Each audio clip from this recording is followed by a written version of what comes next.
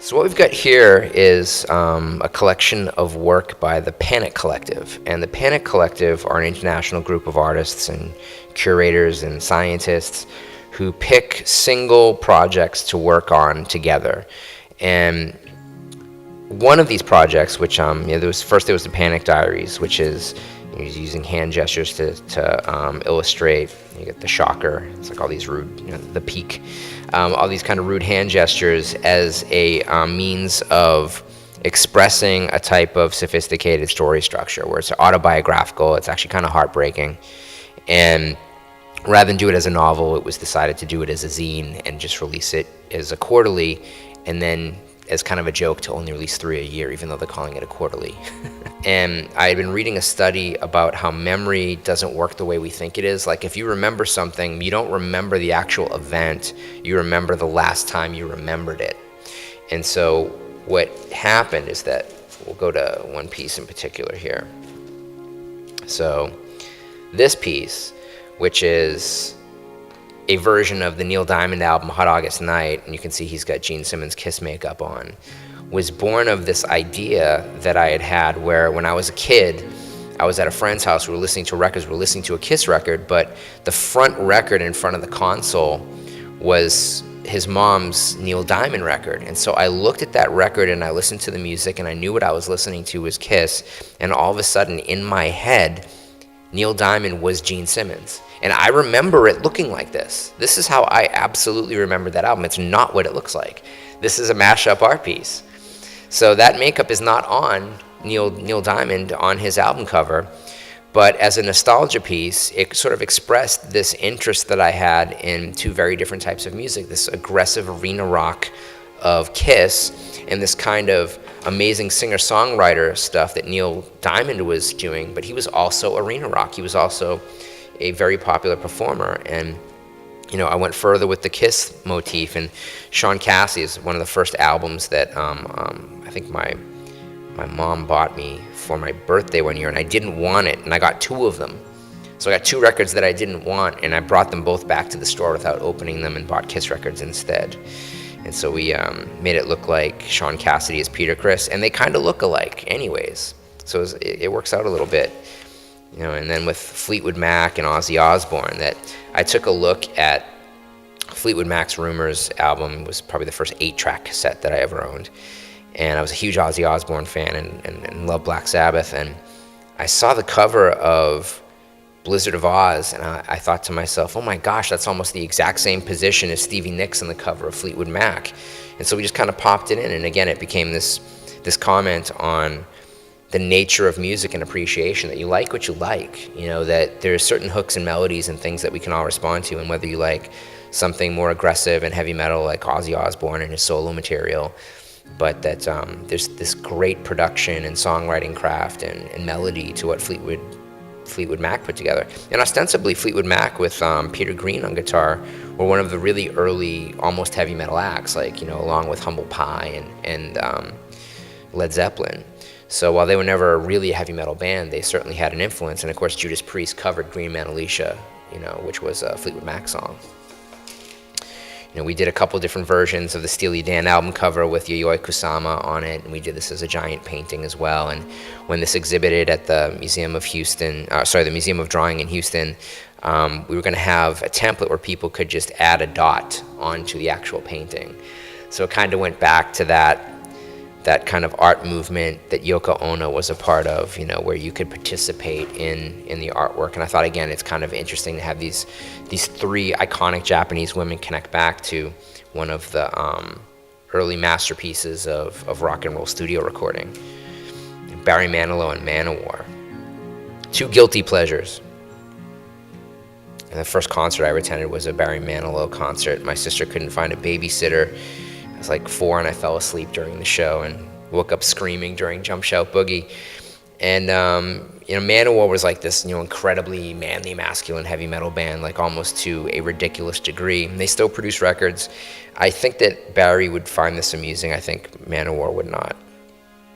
But again, it speaks to the very different aspects of arena rock. Mark Ryden, great painter, and I love the band Rush. And so Moving Pictures, and we just swapped out the paintings that were on the actual album cover with Mark Ryden paintings, and then did this. This is a digital composite. We also did it as a large format painting, so we repainted these kind of crude versions of Mark Ryden's pieces. And again, this is meant as just a tribute because I love Mark Ryden's work and I love the band Rush. And if either of them were, to take offense to this, it would be personally hurtful because I love them both. Occupy. So you got the Occupy mask instead of the mask that's on the cover of the Billy Joel album cover. This one's a little subtle. So you got Even in the Quietest of Moments, the Supertramp album cover with the Fool's Overture playing on the piano. You've got a pentagram in the snow and a burning church. So it kind of connects that kind of light rock of Supertramp in the 70s with Norwegian black metal. After I met Genesis Peorage from Throbbing Gristle and Psychic TV, I remarked to him that he looked to me like Elton John.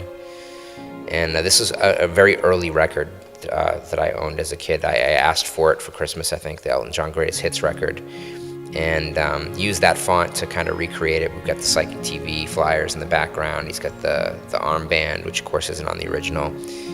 And I still think he looks like Elton John. I think that Elton John looks like, in this, this 1970s image, he looks like Genesis Peorage. At least Genesis in the early 90s. And then the Grease album cover, which was another one of those albums that my sisters listened to relentlessly. And, I didn't like it then, but it's in my head now. It just grew. And I figured it was kind of cool to have the David Bowie makeup and the Ace Frehley thing. And they're both kind of space rock type of thing within the glam and rock bent. And, of course, John Travolta is very famously a member of the Church of Scientology. And it's from a quote that has been misattributed to a bunch of different people, and I actually went back and researched the history of that expression, dancing about architecture.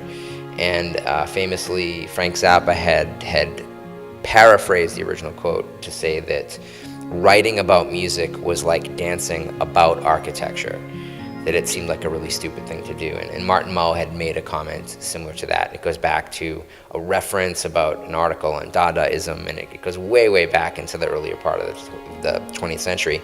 But we chose it because what we did is we grabbed iconic album covers and turned them into abstract expressionist paintings.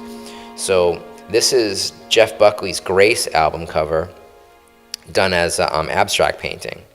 Air Zeppelin mashup, so this was a painting as well. We did a painting of the same still of the Hindenburg crash that Led Zeppelin used on their first album cover, and then digitally dropped in these balloons that became so signature of Air Supply's album covers.